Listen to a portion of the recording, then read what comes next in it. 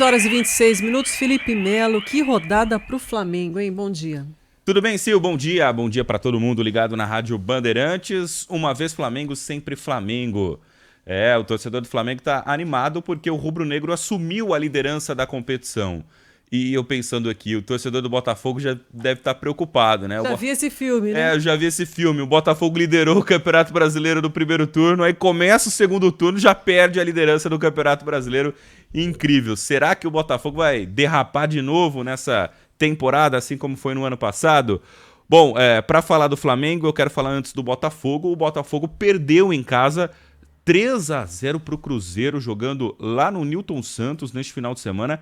Que grande resultado do time celeste e uma grande atuação do Cássio. O Cássio atuou ali, fez uma partida nota 10. Ele fez, assim, pelo menos 5 ou 6 defesas dificílimas. Defesas mesmo, não aquelas que vão em cima do goleiro e o goleiro não. São defesas de reflexo, cabeçada, chute. É impressionante a atuação do Cássio. O Botafogo jogou mal? Acho que sim, mas também criou oportunidades. E o Cruzeiro mereceu vencer e conseguiu a vitória 3-0 contra o Botafogo lá no Rio de Janeiro. Quem decepcionou nessa rodada foi o Palmeiras. Palmeiras decepcionou jogando em casa contra o Vitória. Ah, mas o Abel Ferreira poupou porque vai pegar o Flamengo no meio de semana. E daí? Jogou contra o Vitória.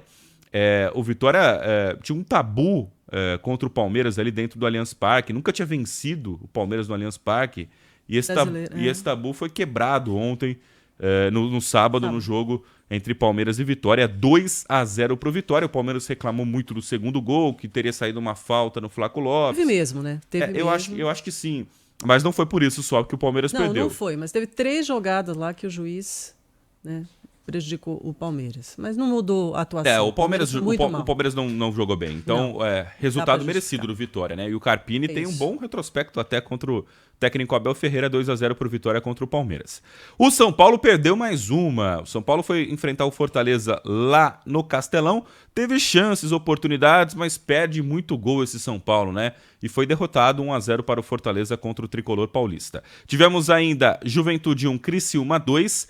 Bahia estava vencendo, no finalzinho o Inter empatou, tudo igual 1-1. O Atlético Mineiro ontem venceu o Corinthians por 2-1.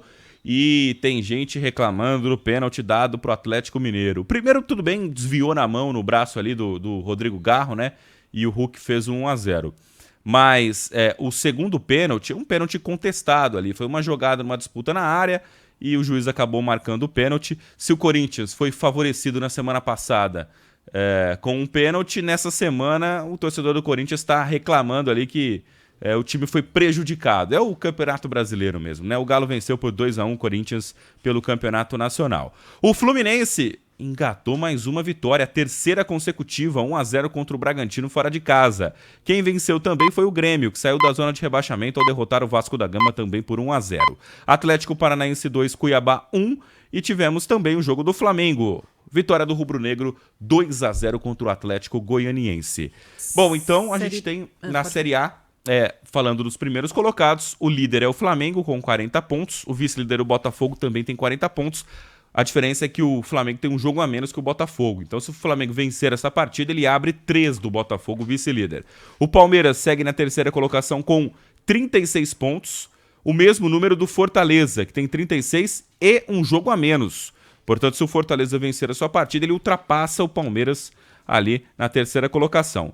O Cruzeiro também tem um jogo a menos e tem 35 pontos, um jogo a menos em relação ao Palmeiras. O São Paulo tem 32 pontos, fechando o G6. Na zona de rebaixamento, Vitória com 18 pontos, o Cuiabá 17, o Fluminense 17 e o Atlético Goianiense 12 pontos.